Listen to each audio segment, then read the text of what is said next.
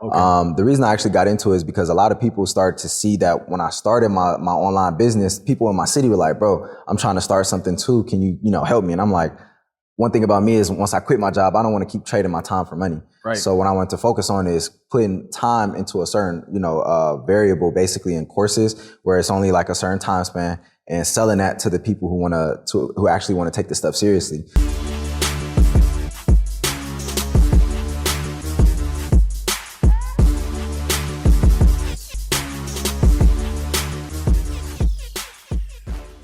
This is the Oglesby and Scott Show. My name is Charles Oglesby, also known as Todd Millionaire, the founder of the Todd Capital Investment Club, the founder of the Todd Capital Options Community, and the founder of the Options on Demand best-selling options course. Man, we got a special guest. He came all the way from Ohio. I'm sure you guys know him, but we're going to pull some additional value that you might not have gotten from him from another show in our show. But somebody I've been watching from afar for a long time. I know it's been at least 2 years, maybe longer than that. But I've seen him blow up one business and create another business, blow that business up, and he's just doing super dynamic things right now. So you guys are definitely in for a treat. Welcome to the show, man. Yo, much love, man. I want to say thank you guys for bringing me on here. I definitely appreciate the opportunity. Again, Dantez Akram, I'm from Cleveland, Ohio, 22-year-old entrepreneur and father as well. I own multiple e-commerce businesses. I do a little bit of stocks thanks to Ty. He started me off as well. But I just want to say I'm thankful for the opportunity for sure. Yeah, what's interesting is you went viral. Did you see that? Yeah. Yeah, that clip that you had on the Xavier podcast went viral. Oh yeah, on TikTok? Yeah. Oh, that's super cool.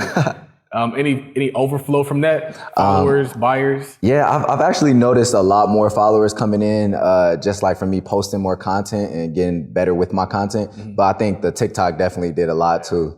Yeah. For sure. So let's take it back to the beginning of the journey. Yeah. Where did it all start?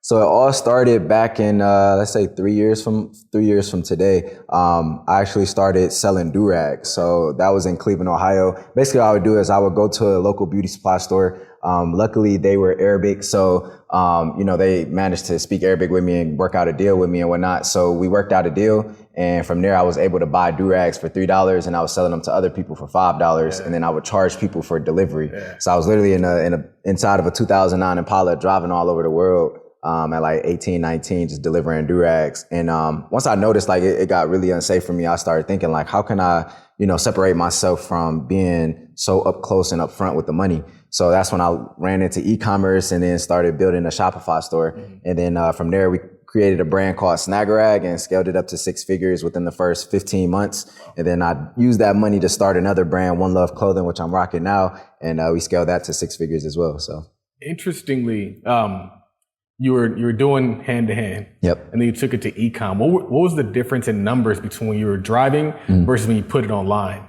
So it was like a drastic change. Yeah. What I've noticed is that people were willing to support you in person, but the thing is they're not going to buy a certain amount of quantities and stuff. So what I noticed with having certain websites, you can upsell and downsell other things to make additional money, things that I wasn't even thinking of at the time. So what I noticed is when I switched online, not only was I touching those people or, getting those orders from people outside of where I'm normally at right now, but it was just like an influx of more products being sold since it's being sold to more people and they're buying more products. And people swipe the card, they spend more money. Exactly. They just start clicking like, add this, add that. Yeah, when they got cash, they looking at their hand, they like, all right, I got this much, I'm gonna only spend this. Yeah, e-com is definitely a hack. Another reason why I think it's a hack is when you were delivering them, you could only sell to people in Ohio. Yep, exactly. Within driving distance of Ohio. Yeah. And so now you can sell to anywhere in the country. Mm-hmm. The do-rag business has actually blown up, and it's funny because I didn't think it was going to blow up like that, but we got the girl Atria Lyons. Yeah. There's other people out there with do-rag businesses. How do you still make it profitable if there's other businesses out there? So I just focus on my lane, to be honest, and advertising and marketing and focusing on what my brand is really about. Getting do-rags at a convenient speed and then at a convenient price as well. Yeah. So I know Atria Lyons, shout out to her, she's killing it. She's dominating the game in do-rags. I'm pretty sure she started off the velvet do-rag wave and I definitely commend her on that. But, I just focus on staying in my lane and then tending to my audience. Yeah. So over the years, I've built up my audience and I just make sure I lock in with them and then I bring in new clients as well. The interesting thing about that business is a lot of people think you have to start something new and novel to start a business. Mm-hmm. And you did something that somebody was already doing. In fact, you took it from them. Like you bought your product from them and then you resold it. And so there's a ton of value in not necessarily recreate, like you didn't have to recreate a whole new do-rag. Right. You said sell people are already buying. Yeah, exactly. So I think there's a ton of value in that. But what's interesting about your story is it didn't start there. It started when you were selling cars. Yeah. Can you talk to us about the car sales experience? Yeah, so selling cars was different. That's what I can say. Yeah. Working with big numbers, working with people who are smarter than you, working with managers who are very, educated in credit and dealing with higher interest rates and stuff like that. So what I've noticed is that, that was a very, very huge contribution to me being where I am now. Mm-hmm. Just understanding big numbers, understanding how to break down numbers, and then more importantly, how to sell and how to break down a person. So now I can walk up to a person, and it's a lot, it goes hand in hand with networking as well, because now I can communicate well. I can pick apart a person easily by certain questions and they wouldn't even know what I'm doing. Yeah. So, I think I've taken that art and I've applied it to online, and now I just do it to the masses. Yeah. And then can you tell people the story about when you left the job? Yeah, so man, that's crazy, because I was just telling one of my friends about this too, that if I would have never took that leap of faith, who knows where I would be. I would probably still working right now. Right. But at the time, my job, I was probably like top 3 at my job. And I got this disrespectful message from my manager one day because I didn't want to sell a car to a customer that I already sold a car to. Basically, it was just like them switching cars, but they didn't want me to get the money for it, but the business would still get the money for it. So I'm like, that doesn't make sense. You just don't want to pay me. So, I reached out to the manager and everything, and I let him know about how I felt about everything. And then I ended up going home that same day. And he texted me the next day, like a super disrespectful message, like, your mom wouldn't have approved of this and all this stuff. When he brought my mom up, I'm like, yeah, bro, you don't know me, bro. So I ended up going back in, taking all of my stuff out right then and there. And I took it and I just put 2 feet in on my business. Were you already running the Durag business when this happened? Yeah, so I was actually using their computers. You're already making money. Yeah, I was using their computers to run everything. So it was like, I was working while working. It's tough to talk to somebody crazy when they have other streams of income. Yeah, literally. Like, you got a really short fuse. when you got other cash and you got other sources of income, you don't put up with much. Nah. And I've experienced the same thing. And you're willing to just walk out on a dime. Like, you don't need to put a 2-week notice. It's like, I'm not coming back here. Not to let you guys talk to me like that. So what's interesting is, all right, do-rags, you blew that up. And then you did numbers in digital courses. Yeah. So when did you get into courses and how did you grow that business? So I got into courses maybe, I would say 4 or 5 months after I left my job. Okay. The reason I actually got into it is because a lot of people started to see that when I started my online business, people in my city were like, bro, I'm trying to start something too. Can you, help me? And I'm like, one thing about me is once I quit my job, I don't want to keep trading my time for money. Right. So what I want to focus on is putting time into a certain, variable basically in courses where it's only like a certain time span, and selling that to the people who actually want to take this stuff seriously.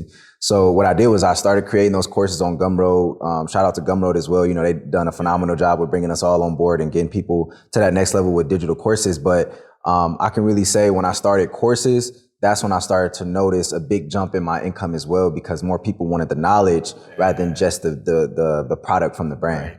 Right. Yeah. So in terms of like sales, how much in core sales have you done to date? Right now we're coming up on 700,000. So I think we had like 681 or something like that.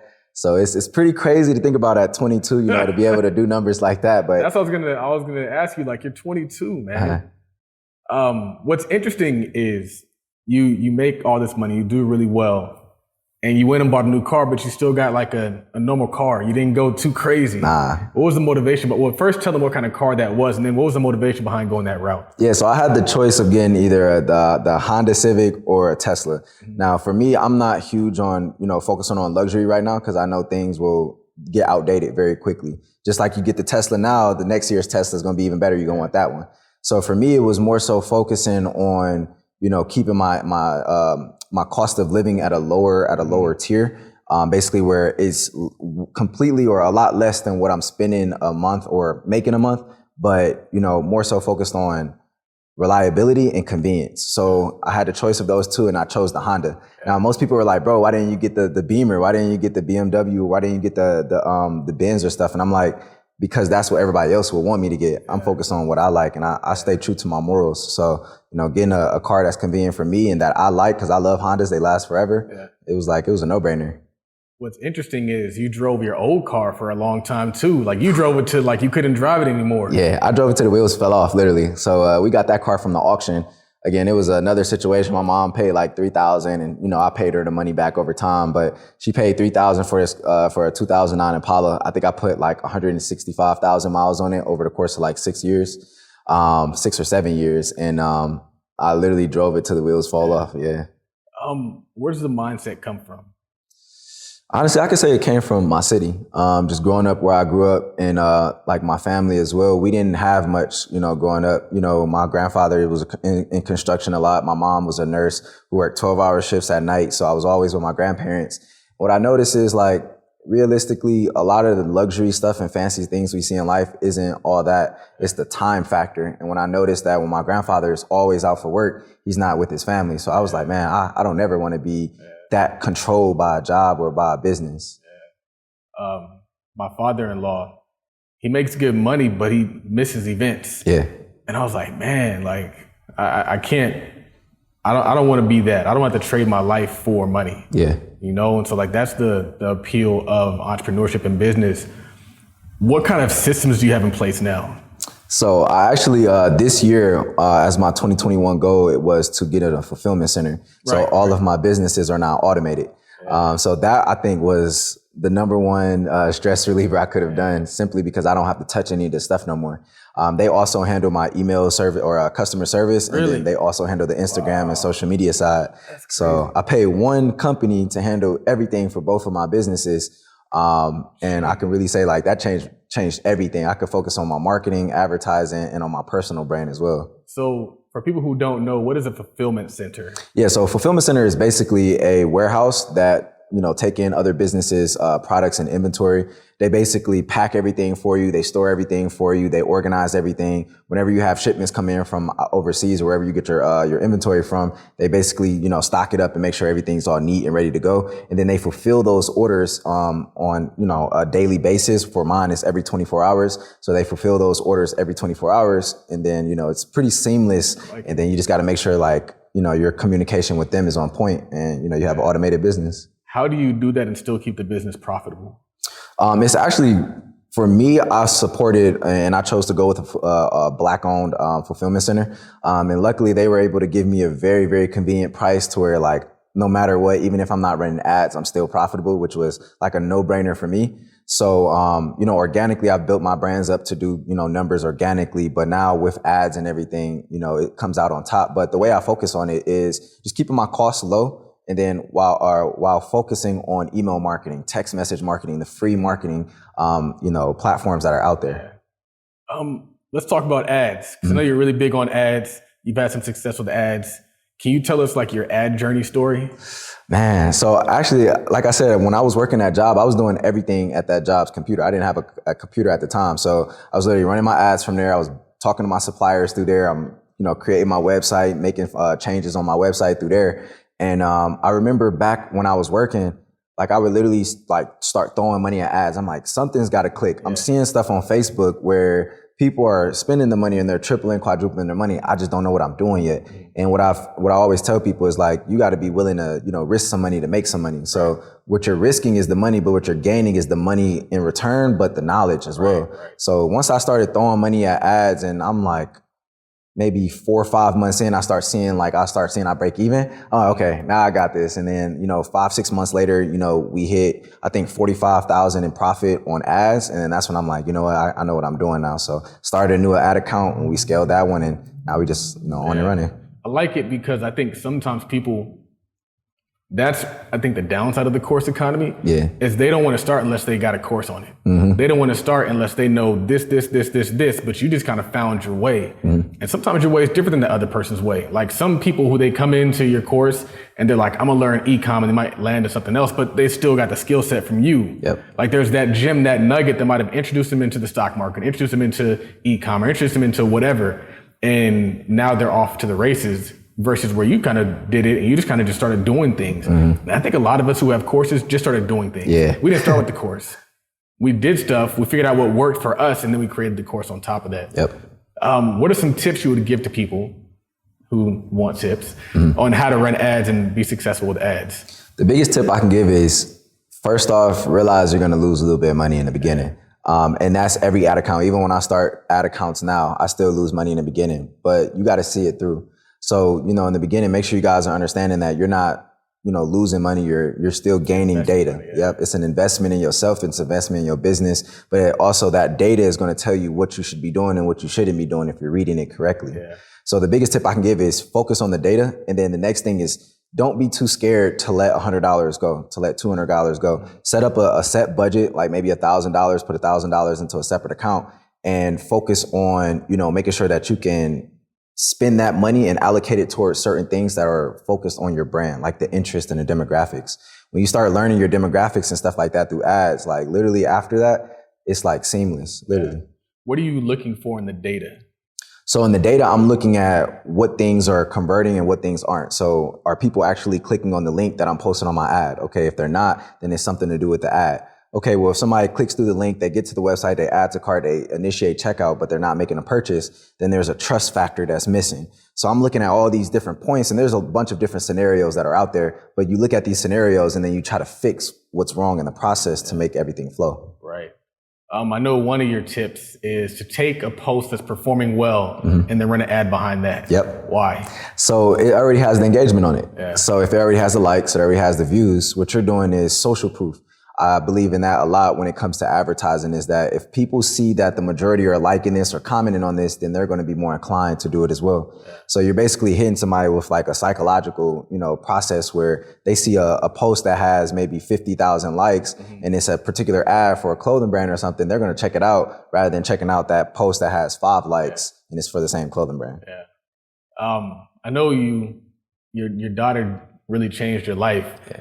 What are you teaching her in terms of, is she there yet? Is she there to be learning these things, or? I would say she's there to learn the basics. Yeah. And one thing about me, with me being a young dad, and I didn't really have a dad that taught me all of those different things. So I'm still trying to just test the waters and see what I'm doing first to, you know, make sure I can teach her. But what I'm teaching her now is to learn how to save.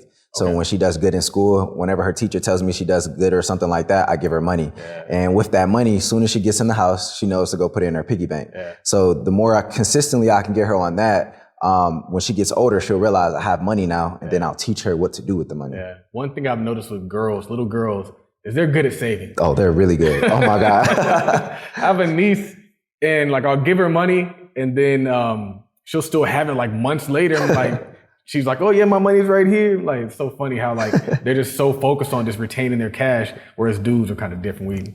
We spend a little bit of money. Yeah. We splurge. The boys, they be out there spending the money so they get it. So speaking of your daughter, you created a business for your daughter. Yep. What was the process behind that? Because I know you gave her equity in the company. A lot of the branding and marketing has her included. Can you talk to us about that company? Yeah, so One Love Clothing is actually the brand that I'm rocking right now. I gave her 50% ownership. I think it was after like the first 30 days, once I started realizing, like, after we did a 72-hour pre-order, we managed to bring in $10,000 within those 72 hours of the initial launch. I was like, yeah, I want to put my daughter's name on this in some way, although she's already, you know, the face of the brand. So for me, it was like, it worked for me because I didn't have, my brand is, you know, our brand is focused more so on family. So there's no better way to incorporate family than bringing your own in. So I made her the face of the brand. I made myself the face, and then my little sister as well. Yeah.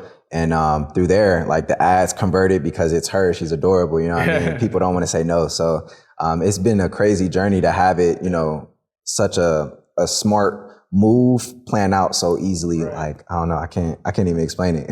And you grew up so fast. That's another 6-figure business, right? Yep. And so it was interesting to see like how you went from 6-figure do-rag, 6-figure e-com, 6-figure clothing. It seems like you have the 6-figure Midas touch. Yep.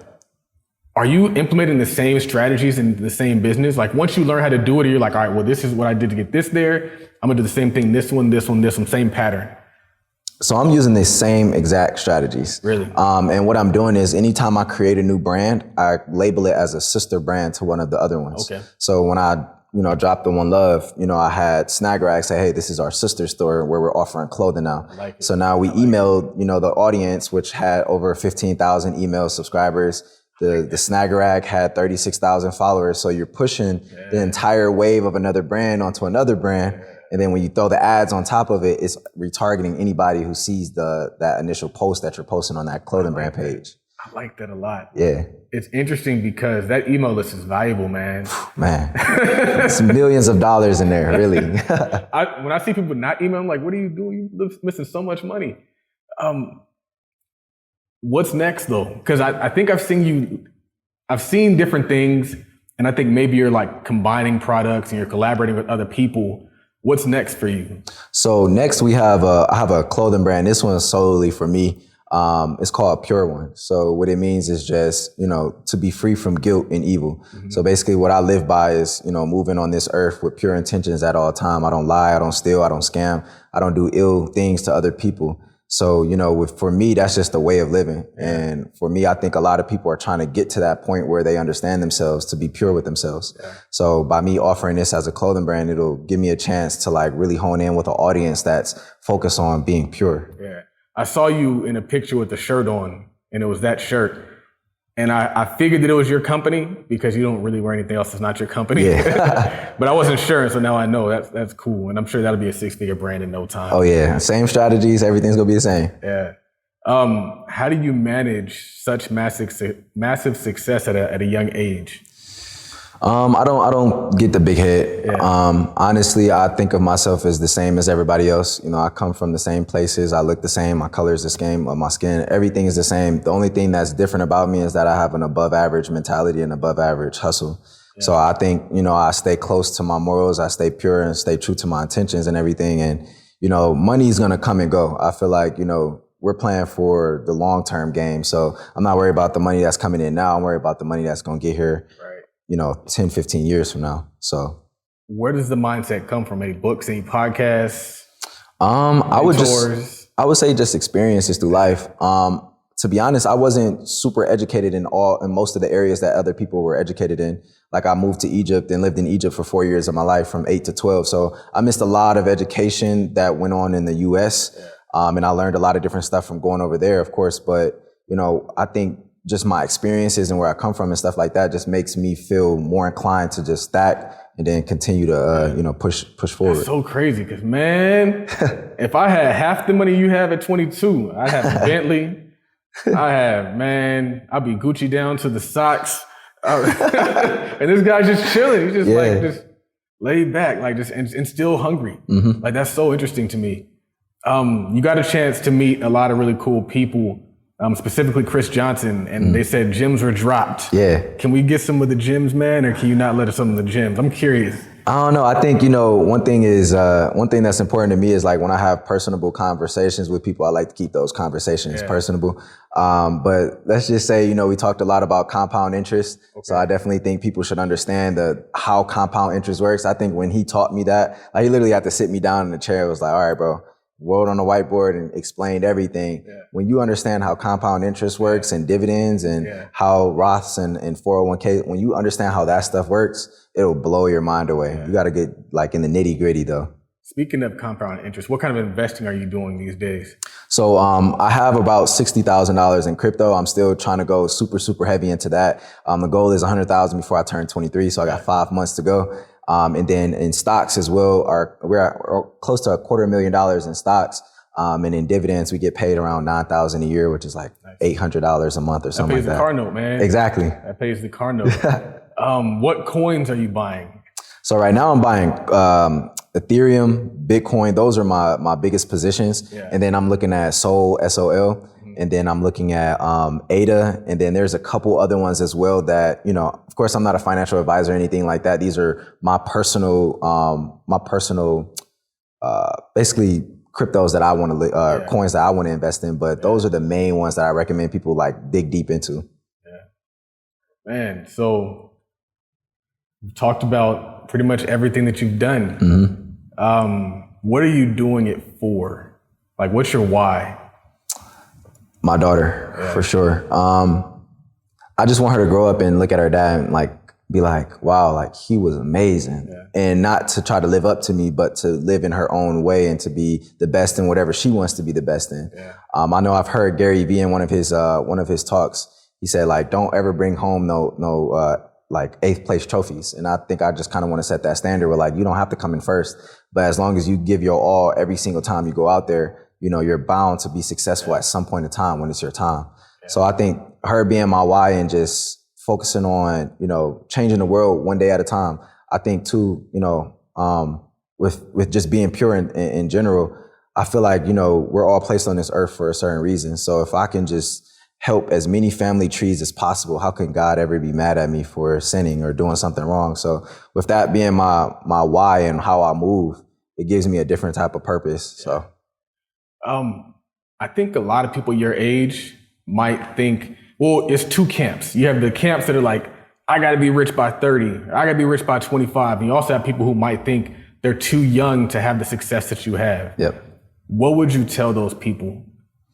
I would tell them to show up every single day, regardless of what your mind is telling you. Your mind is going to play games with you all the time. It's always going to tell you you can get here or you can't get here. Yeah. There's going to be down days, there's going to be good days. Show up every single day, regardless, whether it's raining outside, whether it's sunny, whether it's snowing, show up every single day. That's what I would tell each and every person, and just see it through. Like, you know, those first 6 months is going to be hard, but I promise you after those first 6 months, the next 6 months that come after are very, very easy, or a lot easier than those 6 months at least. So I would just say show up and, you know, bet on yourself. You know, people always try to, you know, find different ways to do different things. Just bet on yourself and what you're good at and find a skill set. So you're young, you're successful. I'm sure the ladies are throwing themselves at you. How do you stay focused? That's a great question. You know, being young and successful, it does have its perks and stuff. And I just think too, I have a bigger goal. So when it comes to women, I don't let that stuff affect me too much. But what I can say is I hold a higher bar for myself. So I can't talk to any woman that presents themselves to me, or I don't reach out to every single woman that, you know, I see that looks nice. You know what I mean? So, you know, I'm looking for a certain level of understanding of that. And when they understand that and they understand like we got to put in time before we do all the extras, before I spend money on you and all that stuff, I think that's what makes it a little bit easier for me to stay focused. Yeah. So you aren't just tricking on these girls? Nah, I mean, you know, you got your fair share of, you know, foolery, but, you know, besides that, I'm really focused on my businesses and just growing as much as possible right now. Yeah. I'm sure you invest a lot of the money back into the business. Oh, yeah. Building that up. All right, so what we're going to do is we're going to head into the wrap-up questions, man. Unless I didn't cover something, which I think I did. No, you covered pretty much everything. On everything. We went very deep into detail. So definitely a powerful episode. We're going to ask these 4 questions. We ask every guest, every episode. The first question is, who's somebody that you look up to and why? Nipsey Hussle. That's probably one person that I study. I think a lot of his purpose and why he was put on this earth aligns with mine. So I think, you know, the more I try to stay in tune and lock in with what he was teaching through his videos and through music, I think it gives me clarity. Yeah, absolutely. What's your favorite business or investing book? I would say Rich Dad Poor Dad. And I think that's like, I'm pretty sure everybody says that their favorite, but really that's the one that really changed things for me mentally to start thinking at a faster pace. And I would say all the beginners that are out there watching this, you definitely need to read that book and read some books in general. Like in high school, I wasn't really huge on reading and stuff like that because they were forcing it on me. Not only were they forcing it on me, but we're reading books that have nothing to do with money, nothing to do with changing my mentality or how it's going to better me in life. So I instantly stopped liking reading in high school because they did that. So when I got outside of high school and I started realizing like, wow, I should just read books that I'm interested in. It changed everything. So read that book, y'all, please. What's your favorite podcast? Favorite podcast? Millionaire Mindset Podcast. Those are my guys. Deanna and Xavier. That's like family for me. But they were actually the first podcast to ever bring me on a podcast. That was a long time ago. Yeah. Which is cool because you just did a recent episode with them. So you got a chance to cycle back on that. Exactly. And this time it was in person, so it was a lot more personable, but you know, that's like family. Yeah, that's cool. What does wealth mean to you? Wealth means time freedom to me. Time freedom. It's not the luxury stuff. It's not the fancy cars, what you're wearing, the Gucci and the Dior. It's the time. Like, you can dress fly, you can drive a nice car. How much time do you really have? If your daughter needs you to come to a soccer game, are you really gonna be able to show up on that Thursday or on that Wednesday? that's the real meaning of wealth to me. What's interesting is we've done 4 of these today, and nobody said like wealth means the stuff. Mm-hmm. Everybody's like wealth means the things that money really can't buy. Yep. And I think that's so powerful. And I think that's what's so cool about doing back-to-back podcasts is you see the similarities between successful people. Yeah. And you see that a lot of people, like you're not hustling for the stuff because like you said, there's always more stuff. Yep. So if you're hustling to get the newest whatever, like, oh, cool, in a year, now you got to get another hustle. Now you got to hustle more, and that's not time freedom. Nah. You can't have time freedom if you always got to grind for a new thing. So that's dope. What do you think sets apart successful business people from those who give up, fail, and never get started? I think the number one thing is just people give up too quick. I think the people who are successful seeing those big L's and they weathered the storm and they saw it, like they went through and was like, okay, I'm gonna figure it out. I'm not just gonna give up. I think a lot of new business owners, they lose a little bit of money on ads. They lose a little bit of money in their business, or they're not getting the sales that they're seeing on social media, which is a problem as well. Of course, Instagram and stuff like this, I've said this, multiple times. Instagram is a highlight reel. Everybody's doing good on social media. Nobody posts their red days in the stock market. Everybody posting green. So realistically, you just got to keep in mind that everybody starts somewhere. And by you trying to start where somebody else is starting, you're discrediting yourself by trying to start at that level when in reality, you just got to start where you're going to start. What is an L that you've taken? The L that I've taken? Man, I've taken a lot of L's. I think the biggest L I've ever taken was like buying inventory. And this was more recently. And this isn't my fault or anything like that, but it was just an L that you have to face as a business owner. I had spent around $80,000 on inventory for my clothing brand. And I think around $15,000 of it ended up getting wet, like from rain. So it was all mildew and it had to be thrown out and stuff like that. So I'm sitting here thinking like, of course, and it was during a time where I was having one of my bigger restocks. So I'm missing certain quantity of products. And I think that was one of my biggest, more recent L's. And one thing I want to say to everybody out there, the more money you get, the bigger the problems get. I promise you. The more money, the bigger the L. Yeah, exactly. The bigger the L, literally. So, I think just that one L right there taught me like you got to have insurance on everything that you're doing. I think a lot of people don't talk about that in the e-com space. That's interesting. Yep. I was going to ask you before I let you go, man. You only get one of these every so often. Is how do you manage the flow of inventory when you're doing retail? Or you're doing like a physical product? So honestly, my products sell very, very quickly. And that's still the same problem that I'm having now is even if I double or triple down on my inventory, it's still gone within 2 weeks. And the process of what it looks like is basically it takes about 2 months to make all of this stuff. That's the thing. Exactly. It takes about 25 days to get to you. So you're getting in around 3 months, depending on how big the order is. I'm just speaking on my last order, $80,000 is a lot of money to spend on jogging suits and tracksuits.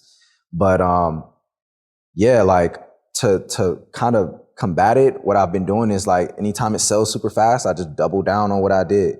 And hopefully it doesn't sell as quickly. But again, that's your goal, is to sell it fast. But when it's moving like that, it's important to have systems in place like fulfillment centers and assistants that can keep you updated. So you can't order a month worth of product if it takes you 3 months to get it. Exactly. So you're ordering like in bulk, $80,000 bulk. Exactly. What happened to the $15,000 merchandise? It was just an L, like it was. They didn't remake it for you or anything? They are like, that's still something that we're in talks of right now. And that's kind of the bad part about it, is that this happened a month and a half, 2 months ago. And now I'm still dealing with it until now. So it's kind of like still an L in my head, but the shipping courier, the company, they said they would, give me the money back for it or reimburse me, but I haven't seen it or heard back from them. So it's just a process right now. That's interesting.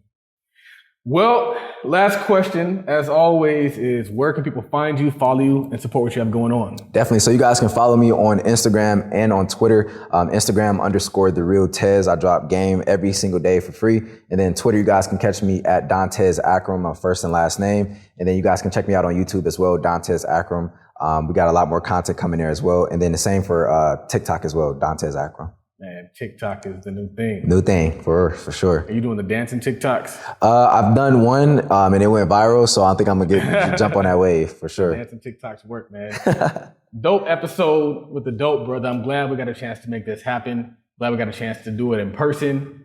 I know you guys are going to get a ton of value out of this. We'll have all his links to all his many products in the link in the bio and the link in the show notes. So you can check that there. Make sure you guys leave us a rating and review. We like 5-star reviews. We like actual comments and reviews. So don't just drop your stars. Tell us what you like. Tell us what we can improve on. Tell us what you want to see more of. So I appreciate you guys all for tuning in. This is another episode of the Oglesby and Scott Show. My name is Charles Oglesby, also known as Todd.